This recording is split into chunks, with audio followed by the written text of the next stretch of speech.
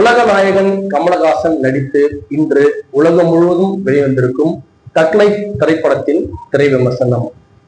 படத்தினுடைய கதை ரொம்ப ஒரு சிம்பிளான ஸ்டோரி தான். ஒரு பழிவாங்கும் ஸ்டோரி.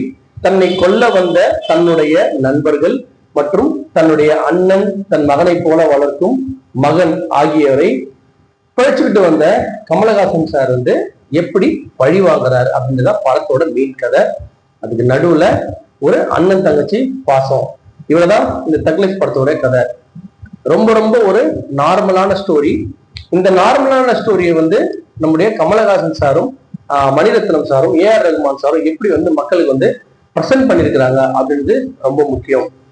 பொதுவா ஒரு கமலஹாசன் சார் படம் சொன்னாலே அதுல அவருடைய நடிப்புக்கு எந்த விதமான குறையும் இருக்காது. அது இந்த படத்துலயும் அதே மாதிரிதான். படத்தினுடைய ஆரம்பத்துல இருந்து இறுதி வரைக்கும் கமலஹாசன் ஒரு ஒரு ஒரு உலக நடிகன் அப்படின்றது எந்த மாற்று கருத்துமே கிடையாது. அந்த படத்தை ஒரு காட்சியிலையும் அவர் வரும் காட்சி இல்லாம ரொம்ப மற்ற நடிகர்கள் ரொம்ப ஸ்பேஸ் கொடுத்துட்டு ரொம்ப செட்டில்டா நடிச்சிருக்கிறாரு. சிறப்பான நடிப்பு வெளிப்படுத்தியிருக்கிறாரு. அது ஒரு சாதாரண ஒரு காட்சியா இருந்தாலும் சரி, ஒரு சந்தேகப்படுற காட்சியா இருந்தாலும் சரி, சண்டை காட்சியா இருந்தாலும் சரி, அதுவும் அந்த காதலிக்கிற மாதிரி பிரிஷாக்கும் இவருக்கும் ஒரு கெமிஸ்ட்ரி எல்லாம் அந்த படத்துல வச்சிருப்பாங்க. அதெல்லாம் செம்ம எக்ஸலண்டா இருந்தது. அதே மாதிரிதான் நம்முடைய அபிராமி மேடத்துக்கும் கமல் சார் கெமிஸ்ட்ரி கூட ரொம்ப சூப்பரா பண்ணியிருந்தார். பார்த்த மாதிரி இருக்கும். ஆனா கமல் சாருடைய அந்த பிரசன்டேஷன் அவ்வளவு சூப்பரா இருந்தது. அதுல ஒரு சில காட்சிகள்ல அந்த ஜெயில விட்டுட்டு வெளில வரும்போது ஒரு 3 நாள் மட்டும் அம்மா போன் பண்ணாம பாத்துக்கலாம்னு சொல்லிட்டு நம்ம எஸ்டிஆர் கிட்ட சொல்ற காட்சிகள், அப்புறம் த்ரிஷா கிட்ட ரூம்ல இருக்கிற அந்த காதல் காட்சிகள் கமலஹாசன் மறுபடியும் காதல் மன்னன் அப்படின்னு நிரூபிச்சிருக்கிற ஒரு அருமையான நடிப்பு காதல் காட்சியை காமிச்சிருக்கிறாரு. சந்தேகப்படுற காட்சியில ரொம்ப அவர் பெரிய அப்படியே மெச்சூர்டான கேரக்டர், அவர் பெரிய டான் அந்த மாதிரி எல்லாம் காட்டாம அவர் என்ன வேலை பண்றாருன்றது யாருக்கும் தெரியல. ஆனா இந்த டான் சம்பந்தமான ஒரு வேலை பாக்குறாரு, ஒரு இல்லீகல் பிசினஸ் பண்றாரு, அது மட்டும் தெரியுது. மணி மோட்டிவா பண்றாரா, இந்த நாயகன் படத்துல வர மாதிரி மக்களுக்கு நல்லது பண்றான்ற மாதிரிலாம் அந்த சீன்ல அதுல காட்டிடல, போர் அடிக்கல. அவங்க என்ன பண்றாங்க, மணி மோட்டிவா ஏதோ ஒண்ணு பண்றாரு. அந்த ஊர்ல நல்ல ஒரு பெரிய வியாபாரம் பண்றாரு, ரவுடிஸுக்கு நல்ல வியாபாரம் பண்றாரு. அதை அடுத்த கட்டத்துக்கு எடுத்துட்டு போறதான் இந்த அவருடைய முயற்சியா இருக்கு. அது பலரை ஹெல்ப் பண்றாங்க. அந்த மாதிரி கமலுடைய ஒரு கேரக்டர் வடிவமைச்சிருக்கிறாங்க. கமல் சாரை பொறுத்த வரைக்கும் இந்த படத்துல அவருக்கு 100க்கு 95 மார்க் கொடுக்கலாம். அவர் வசனம் பேசுறதும் சரி, நடிக்கிறதும் சரி, அவருடைய பாடி லாங்குவேஜும் சரி, எல்லாமே அவ்வளவு பர்ஃபெக்டா இருந்தது. அது நம்ம மனசு அவ்வளவு கொள்ளடிச்சு இருப்பாங்க. ஒரு நடிகர் நம்ம தமிழ்நாட்டில் இருக்காரு அப்படின்னு சொல்லிட்டு மனசு ரொம்ப கொள்ளையடிச்சது அவருடைய கேரக்டர், அவருடைய ஆக்டிங். கமல் சாருக்கு அடுத்தபடியா இந்த படத்துல பேசப்பட வேண்டியது எஸ்டிஆர். உண்மையா எஸ்டிஆருக்கு அந்த அளவுக்கு ஒரு ஒரு ஒரு எங்கேஜான ஒரு கேரக்டர் ஒரு கொடுக்கல அப்படின்றதான் என்னுடைய கருத்து. ஏன்னா அது ஒரு வில்லன் மாதிரி அவர் சித்தரிக்க முயற்சி பண்ணிட்டாங்க. அவர் கேரக்டரை சூப்பரா பண்ணிருக்கலாம் இந்த படத்துல. முதல்லயே கஷ்டப்பட்டிருக்கும் கமல் சாரால கஷ்டப்பட்டிருக்கும் எஸ்டிஆரை இன்னும் சூப்பரா சென்டிமெண்ட்லாம் எடுத்துட்டு போயிட்டு அவரோட கேரக்டரை சூப்பரா வடிவமைச்சிருந்தாங்கன்னா இந்த படம் வேற ஒரு கட்டத்துக்கு போயிருக்கிறதுக்கான எல்லா வாய்ப்புமே இருந்திருக்கு. ஆனா அவர் ஒரு நார்மலான ஒரு வில்லன் மாதிரி ஒரு விஜய் சேதுபதி இந்த படத்தை சாதாரண படங்களை பண்ற ஒரு சாதாரண வில்லன் மாதிரி இந்த படத்துல நம்ம எஸ்டிஆர் பண்ணது ரொம்ப வருத்தமா இருந்தது. எஸ்டிஆர் அவர் கொடுத்த போர்ஷன் நடிச்சிருந்தாரு. அவருக்கு உண்டான சீன்கள் எல்லாமே அவர் பர்ஃபார்ம் பண்ணி தரதுல மாற்றம் கிடையாது. ஆனா அவர் மேல கதை வலுவா உட்கார்ந்துருக்கலாம். உட்கார்றதால என்ன ஆகுதுன்னா அவருடைய நடிப்பு பெருசா அவங்களுக்கு எடுபடல. படத்துல ரொம்ப டைம்ல அவரும் கமலுக்கு கிட்டத்தட்ட ஈக்குவலான ஒரு ஸ்பேஸ் நம்ம எஸ்டிஆர் சாருக்கு கொடுத்துருக்காங்க. அதுக்கு பாராட்டுகள். எஸ்டிஆர் சாருக்கு என்னோட தாழ்மையான வீட்டுக்கோ சீக்கிரமா அந்த முடியெல்லாம் வெட்டி உங்களோட பழைய தோற்றத்தோட அழகா ரசிகர்களுக்கு நீங்க ஒரு இன்பத்தை கொடுக்கணும்னு சொல்லிட்டு எங்களை போன்ற உங்களுடைய நலம் விரும்பிகள் ஆசைப்படுறோம். அதை நீங்க முடிஞ்ச அளவுக்கு சீக்கிரமா பண்ணுங்க. அதுக்கடுத்து இந்த படத்துல கவனிக்கப்பட வேண்டிய ஒரு முக்கியமான கேரக்டர் யாருன்னா, அதாவது இன்ட்ரெஸ்டிங்கான ஒரு கேரக்டர் யாருன்னு சொன்னா த்ரிஷா இந்த படத்துல எப்பயும் போல அழகு தேவதையா வந்திருக்கிறாங்க. கமல் சாருடைய கீப் மாதிரி வராங்க. கமல் சாருக்கு இப்ப ஒரு 2-3 காட்சிகள் கமல் சாரோட இருக்கிற அந்த கெமிஸ்ட்ரி அவ்வளவு சூப்பரா பண்ணியிருந்தாங்க. அவங்களோட சிம்பு சார் கூட ஒரு கனெக்ஷன் இருக்கிற மாதிரி செகண்ட் ஹாஃப் மேல வச்சிருந்தாங்க. சிம்பு சார் அவங்க மேல ஆசைப்படுற மாதிரி வச்சிருந்தாங்க.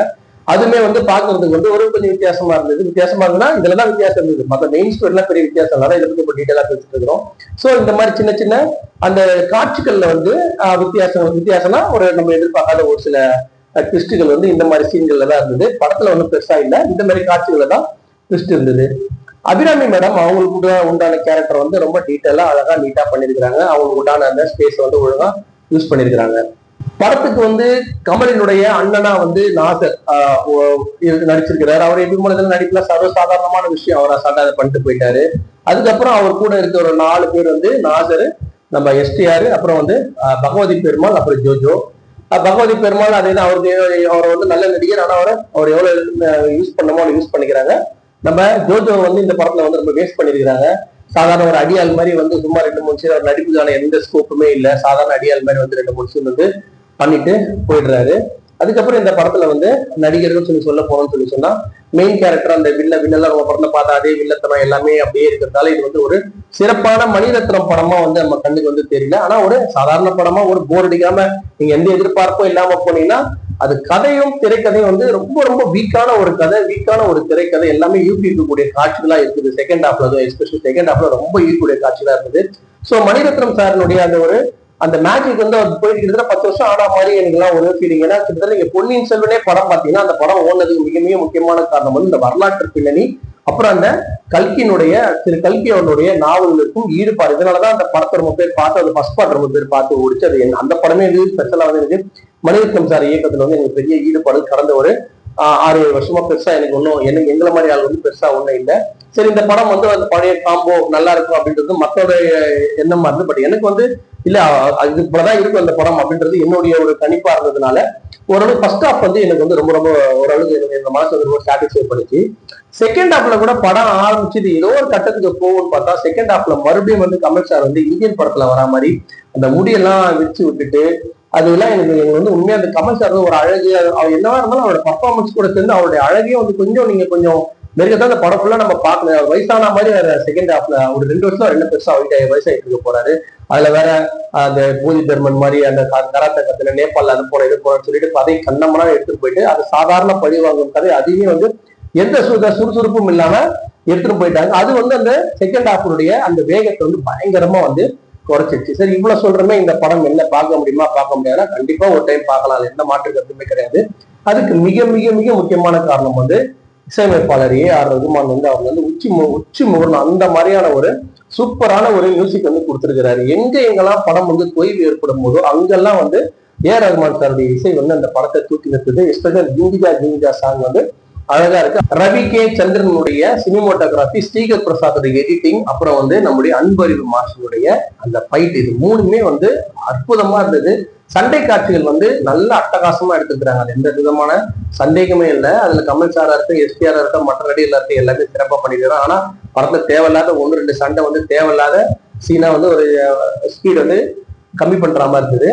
இப்ப இந்த படம் நம்ம பார்த்துட்டு இருக்கும்போது இந்த படத்துல எது சிறப்பா இருந்தது அப்படின்னு சொல்லி சொன்னா காட்சி அமைப்புகள் வந்து அங்கங்க ஒரு சில காட்சி அமைப்பு வந்து ரொம்ப சிறப்பா இருந்தது. ஒரு உதாரணத்துக்கு நம்ம சொல்லணும் அப்படின்னு சொல்லி சொன்னா, இப்ப படத்தினுடைய ஆரம்பத்துல பாத்தீங்கன்னா கமலை வந்து ஒரு பெரிய எல்லாம் தெரிஞ்ச டான் மாதிரி இல்லாம ஒரு ரொம்ப சாதாரணமான சந்தேகப்பட்டுட்டு சபலத்துக்கு ஆசைப்பட்டுக்கிட்டு ஜெயிலுக்கு போற மாதிரி பண்ணிட்டு ஒரு கொலை பண்ணதுக்கே போலீஸ் ஸ்டேஷன் போற மாதிரி, அங்க போய் போலீஸ்கிட்ட மாட்டிக்கிற மாதிரி ஒரு சாதாரணமா இப்படி வந்து நடைமுறையில் இருக்குமோ அந்த மாதிரி ஒரு சாதாரணமான ஒரு ஆளாவே அதை காமிச்சிட்டு வந்து மற்ற படம் தான் பார்த்தா பின்னாடி 7 பேர் நடந்து வருது அப்படி இப்படின்னு எதுவுமே பெரிய பில்டப்லாம் இல்லாம அது ரொம்ப சாதாரணமா பண்ணுது. அந்த காட்சி அமைப்புகள் உண்மையா வந்து ரொம்ப நல்லா இருந்தது. அதே மாதிரி எஸ்டிஆருடைய ஆக்டிங் வந்து பல காட்சிகள்ல வந்து ரொம்ப அழகா, த்ரிஷா மேல அவர் ஆசைப்படுறது, த்ரிஷா வந்து கமலோட கிட்டத்தட்ட 7 நாள் ஒரே ரூம்ல தங்கி இருப்பாங்க, அது தெரிஞ்சுமே அவர் வந்து த்ரிஷா மேல ஆசைப்படுவார். இந்த மாதிரி ஆள் தான் எனக்கு வேணும்னு சொல்லிட்டு அவர் போய் அதை கேட்கிற அந்த காட்சிகள்லாம் வந்து அதுல அவங்க 2 பேரோட பர்ஃபார்மன்ஸ் வந்து நடைமுறை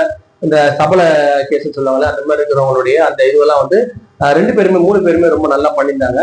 அபிராமி மேடமும் வந்து ஒரு அம்மா வந்து எப்படி இருப்பாங்க, ஒரு ஒரு குடும்ப பெண் வந்து எப்படி இருப்பாங்க அப்படின்றதுக்கு வந்து அழகா வந்து சிறப்பா பண்ணியிருப்பாங்க. அந்த காட்சி வந்து நல்லா இருக்கும். சரி, இந்த படத்துல வந்து என்னதான் பெரிய பிரச்சனை அப்படின்னு சொல்லி சொன்னா, பொதுவா படத்துல லாஜிக் இல்லாம இருக்கும், ஆனா இந்த படத்துலயே ஒரு லாஜிக் இருக்கு. அந்த லாஜிக்கே வந்து அந்த படத்துக்கு செட் ஆகல. ஒரு உதாரணத்துக்கு சொல்றேன், இப்ப வந்து குண்டடிப்பட்டா எல்லாருமே வந்து செத்துருவாங்க, ஒரு குண்டு 2 குண்டு பட்டா செத்துருவாங்க, இது வந்து இயற்கை, சரி ரைட்டு.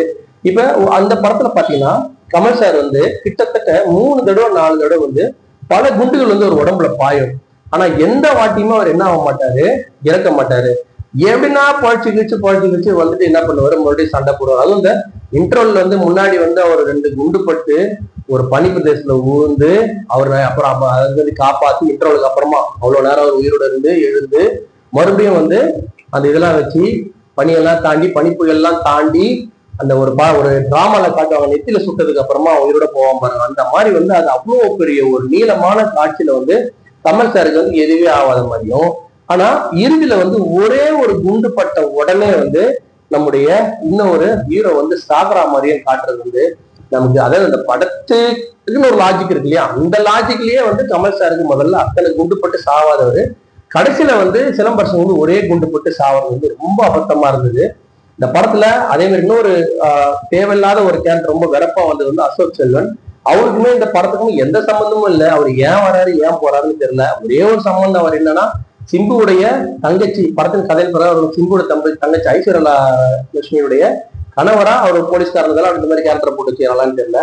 இந்த படத்துல உண்மையா வந்து அந்த முதல்லயும் கடைசிலையும் அந்த தங்கச்சி சென்டிமெண்ட் வந்து நல்லா ஒர்க் அவுட் ஆச்சு, அதுல எந்த மாற்று கருத்துமே கிடையாது. அதுக்கு ஐஸ்வர்யா லட்சுமி வந்து கிளைமேக்ஸ் நடிச்ச நடிப்பு வந்து நல்லா இருந்தது. சிம்பு சாரும் சூப்பரா வந்து பண்ணியிருப்பாரு. எங்களுக்கு என்ன மன கஷ்டம், இந்த மாதிரி காட்சிகள் அங்கங்க வச்சிருந்துருக்கலாமே, அங்கங்க வச்சு பெருசா எடுத்துன்னு போயிருந்தாலும் இந்த படம் வந்து வேற ஒரு லெவல்ல வந்திருக்குமே.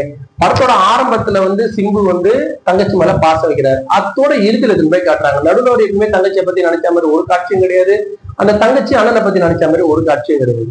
அவரை தம்பியை கொன்ன நாசர் வந்து சாகும் போது என்ன பண்றாரு, நீ ஒரு சகோதரனை கொண்டா அது எவ்வளவு கஷ்டமா இருக்குன்னு என்ன பார்த்து தெரிஞ்சுக்க, நைட்னா தூங்காம எவ்வளவு நாள் திரும்ப விற்பனை எல்லாம் வாய் வார்த்தைன்னு சொல்ற 2-3 காட்சிகளா பார்த்துருந்தாங்கன்னா அது ஒரு சென்டிமெண்டாவது வந்திருக்கும். ஏன் இந்த மாதிரி தேவையில்லாத காட்சிகளை வந்து மணிரத்னம் வச்சு தேவையான காட்சிகளை வைக்கல அப்படின்னு தெரியல. இன்டர்வல் எல்லாம் பாத்தீங்கன்னா கமல் சார் வந்து மேல இருந்து அந்த கீழே வந்து சாவற மாதிரி தெரியாத மாதிரி பண்ணிருக்கலாம். ஆனா கண்ணுக்கு தெரிஞ்சு 4 பேர் சுட்டவர் குறைக்க போறோம்னா இன்டர்வல்லே கதை உடஞ்சி போச்சு. இப்ப நான் வராரு வந்து 4 பேர் சாவடிக்கு போறாரு. ஆனா எனக்குலாம் உள்ள என்னதான் டைரக்டர் மணிரத்னம் கமல் நேரத்தில் இத்தனை பேர் கதை டிஸ்கஷன் எல்லாம் பண்ணிருக்காங்கன்னு வேற எதனா கதையெல்லாம் இருக்குமோ அப்படின்னு யோசிச்சா, ஆனா எதுவுமே இல்லை. நீங்க நினைச்ச ஒரு சராசரியான சாதாரணமான ஒரு கதை தான். ஆனா பிரசன்டேஷன் அப்படின்ற முறையில வந்து அது ஒரு ஃபர்ஸ்ட் ஹாஃப் வந்து ரொம்ப சூப்பரா பண்ணிட்டாங்க கமல் சார் அந்த டீம் வந்து. செகண்ட் ஹாஃப்ல அந்த அளவுக்கு இல்லை, ஆனா ரொம்ப ப்ரெடிக்டபிள் ஸ்டோரி, ரொம்ப போர் அடிச்சுன்னு சொல்ல முடியாது, ஒன் டைம் வாட்ச் பண்ணலாம். ஆனா அவங்களுடைய லெவலுக்கு வந்து அது கிடையாது. 3 பேருக்கு கொடுத்த காம்போக்கான லெவல் இந்த படம் கிடையாது. ஆனா அதனால படமே பார்க்க முடியாதா அப்படின்னா எல்லாம் ஒண்ணும் கிடையாது. கமல் சாருக்கு உண்டான எல்லாமே இருக்கு, முட்டை காட்சிகள் இருக்கு, சண்டை காட்சிகள் இருக்கு, நடிப்பு இருக்கு, பாட்டு இருக்கு, எல்லாமே இருக்கு. அங்க செகண்ட் ஹாஃப்ல அங்க கொஞ்சம் போர் அடிக்குது, பரவாயில்ல, நீங்க அட்ஜஸ்ட் பண்ணி கமல் சாரோட நடிப்புக்காகவும் சிலம்பரசன் தரலாம். இவ்வளவு பெரிய ஒரு டீமை வச்சுக்கிட்டு இந்த கொடுத்த படம் வந்து கொஞ்சம் கம்மி தான், கொஞ்சம் இல்லை ரொம்ப கம்மி தான். இருந்தாலும் இவனுக்காக மற்ற ஒரு சாதாரண படமா நினைச்சு எந்த எக்ஸ்பெக்டேஷன் இல்லாம போய் பார்த்தீங்கன்னா கண்டிப்பா ஒன் டைம் வாட்ச் பண்ணலாம்.